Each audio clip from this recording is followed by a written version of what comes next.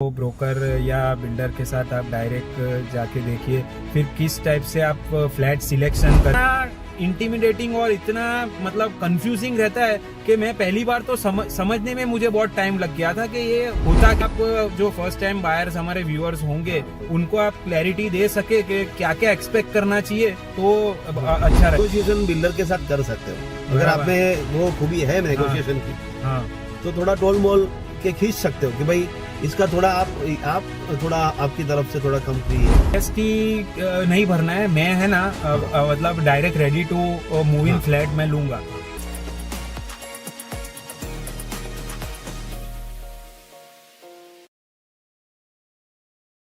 विशाल भाई, आज एक और सवाल आया है मेरे माइंड में जो काफी फर्स्ट टाइम बायर्स फेस करते हैं।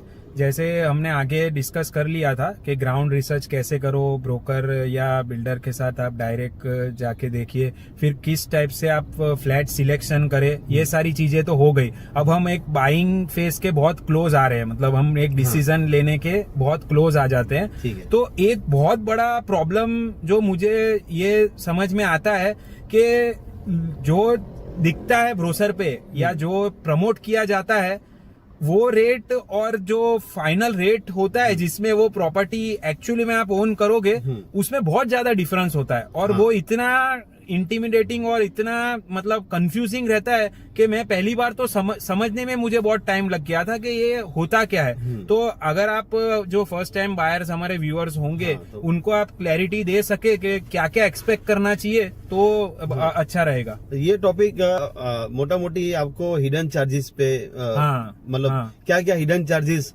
जो बाद में लगते हैं आपको। आप फर्स्ट टाइम बायर हो तो आपको ऐसा ही लगता है कि मेरा मैंने जो डिसाइड किया है अमाउंट या फिर आपकी जो नेगोशिएशन चल रही है उसी में सब कुछ हो जाएगा, बराबर है। मगर जब आप ग्राउंड पे जाते हैं और जो रियल पिक्चर उसके बाद पता चलता है तो तब आपको पता चलता है कि क्या क्या और हिडन चार्जेस ऐड होते हैं। जैसे मैं हिडन चार्जेस आपको गिनवाता हूँ कि उसमें हम सब इसको हिडन चार्जेस में कंसीडर कर सकते हैं। देखो, पहले तो ब्रोकरेज भी हिडन चार्जेस में ही आता है, ठीक है। क्योंकि देखो, अगर कोई बिल्डर के पास आप गए हैं, डायरेक्टली प्रोजेक्ट पे गए हैं अगर आप, ठीक है, और वहां पे अगर जो बिल्डर आपको बोल देगा कि आपको ब्रोकरेज देना पड़ेगा, तो भैया हम तो आप डायरेक्ट आए हैं कंपनी के पास, वो बोलेगा मेरे एक ब्रोकर का था ये फ्लैट, ऐसा बोले। तो ये सारे जो क्राइटेरिया है उससे आप बचे। दूसरी चीज होती है कि उसमें देखो आपको ये जीएसटी लगता है, फिर आपको इंश्योरेंस पॉलिसी आपकी एक ऐड होती है, ठीक है, फिर आपको लगता है रजिस्ट्रेशन चार्जेस और ये वकील की फी आपको देनी पड़ती है। फिर आपका जो दस्तावेज बनता है वो तो रहता ही है, बराबर है। दस्तावेज के साथ दस्तावेज में एक और चीज रहती है कि जो जंत्री की वैल्यू है, प्रॉपर्टी की जो जंत्री है, एक्चुअल वैल्यू जो गवर्नमेंट डिसाइड करती है, बराबर, उसका आपको एक टैक्स भरना पड़ता है, वो भी उसमें इंक्लूडेड रहता है, बराबर है, ठीक है। फिर मेंटेनेंस मेंटेनेंस रहता है, एक और चीज रहती है। तो ये सारी चीजें हमने आगे के वीडियो में ऑलरेडी कवर कर चुके हैं। तो मैं समराइज करूं विशाल भाई आपकी जो बातें हैं, तो सपोज फॉर एग्जांपल मेरा 1 करोड़ का फ्लैट मैं परचेज करने जा रहा हूं, बराबर है। तो मोटा मोटी उसके अंदर सबसे पहला जो कॉस्ट फैक्टर आएगा वो जीएसटी का आएगा। अब जीएसटी 2 टाइप से होता है, एक अफोर्डेबल हाउसिंग होता है जो सब स्टेट वाइज 50 लाख से नीचे हो तो 1% लगता है, या तो अंडर कंस्ट्रक्शन फ्लैट है तो उस पर 5% जीएसटी लगता है। तो आप समझो कि 1 लाख के सामने 1 करोड़ के ऊपर 5 लाख रुपए का तो जीएसटी हो जाएगा। फिर रजिस्ट्रेशन चार्जेस जो है वो स्टेट वाइज डिफर करते हैं, जैसे गुजरात के अंदर अराउंड 6% जैसा है। तो आप देखोगे 6 लाख रुपए तो वो हो गए, तो 11 लाख पे तो आप ऐसे यहाँ पे ही पहुंच गए। मतलब 1 करोड़ का तो वो फ्लैट है ही नहीं। जो आपको स्क्वायर फीट के रेट पे आपको जो बिल्डर बता रहा था उस पे तो आपको ये 11% लोडिंग तो ऐसे ही हो गया। उसके बाद जो आता है, आपने जैसे बोला वकील की फीस है, ब्रोकरेज आ गया है, मेंटेनेंस भी वो लोग 1-2 साल का साथ में लेते हैं क्योंकि फिर प्रॉब्लम होती है कलेक्ट करने। प्रोजेक्ट अगर 2-3 साल बाद मिलेगा तब तक तो बिल्डर को ये सारा देखना पड़ेगा।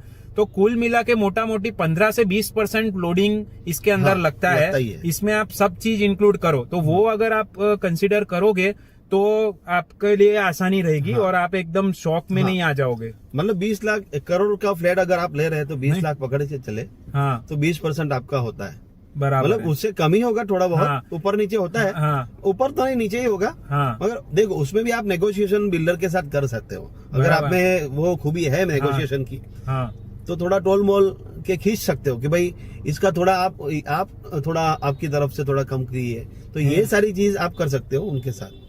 अब विशाल भाई हाँ। इसमें एक और बहुत क्वेश्चंस आती है और जो लोगों को कंफ्यूजन रहता है कि वो ऐसा बोलते हैं कि भाई मेरे को जीएसटी नहीं भरना है, मैं है ना मतलब direct ready to move in हाँ। फ्लैट मैं लूंगा। हाँ। लेकिन उसमें एक बहुत बड़ा फैक्टर वो ये मिस कर देते हैं कि जो प्राइस आपको अंडर कंस्ट्रक्शन में मिल रहा है हाँ। वो आपको रेडी पोजीशन में तो नहीं मिलेगा। हाँ। समझ रहे हो? हाँ। तो आप ऐसा समझोगे कि भाई अभी मैं लूं उससे बेटर है मैं जब रेडी हो जाए तब लूं तो मेरा 5 लाख रुपए बच जाएगा। हाँ। बट जो फ्लैट की एक्चुअल वैल्यू है वो टाइम पे आपको क्या होगा वो कंसीडर करना पड़ेगा। देखो वैल्यू में ऐसा होता है कि अगर फ्लैट आपका बन रहा है, हाँ। उसका कंस्ट्रक्शन चालू है, हाँ या बिल्डिंग आपका अंडर कंस्ट्रक्शन है, हाँ। उसके डोबरे अगर मतलब मेन पाया क्या हाँ। बोलते हैं उसका जो फुटिंग हाँ फुटिंग का काम अगर उसका स्टार्ट हो जाता है, हाँ तो समझ लो कि वहां से आपका वैल्यू स्टार्ट हो जाता है बिल्डिंग का बनने का, ठीक है। बराबर है। और वहां पे जो आप बुकिंग करवाते हो वो अमाउंट और बिल्डिंग बन जाने के बाद आपका फ्लैट जो रेडी हो जाने के बाद जो रेडी टू पोजीशन आपको मिलता है हाँ वहां पे, और जो ग्राउंड लेवल पे जो स्टार्ट किया था तब दोनों के बीच में जो प्राइस का वेरिएशन है बहुत बड़ा होता है। ये बहुत हाँ। बड़ा फैक्टर है, क्योंकि, उसी में हाँ, इन्वेस्टर कमाता है यस, जो भी है। जो इन्वेस्टर कमाते हैं हाँ और जो बैंक लोन वाले होते हैं, हाँ। ये और दूसरा कि ब्रोकर लोग भी इसी में कमाते हैं। सही और जो बात है। फायदा जो मेन आपको जो मलाई का फायदा मिलता है वो उसी में मिलता है अगर आप प्री बुक करते हो। सही बात है। वो प्री बुकिंग बोलते हैं उसको। हाँ। तो प्री बुकिंग अगर आप करते हो हाँ। तो उसमें आपका काफी पैसा बच जाता है, क्योंकि बिल्डर को भी वो टाइम पे पैसे की जरूरत होता है। बराबर हर किसी को देना पड़ता है उसको पैसा, हाँ प्रोडक्ट पे उसको पैसा खर्च करना पड़ता है, सामान लाना पड़ता है, बहुत सारी चीजें उसमें। इन्फ्लेशन भी लगता हाँ। है, आप सब चीज कंसीडर करोगे तो वो आप होप आपको क्लैरिटी हो गई होगी। तो ये आप अगर माइंड में लेके चलोगे तो आपको दिक्कत नहीं आएगी और आप एक इन्फॉर्म बायर की तरह परचेस कर सकते पाओगे flat. We hope you enjoy the video. Thank you.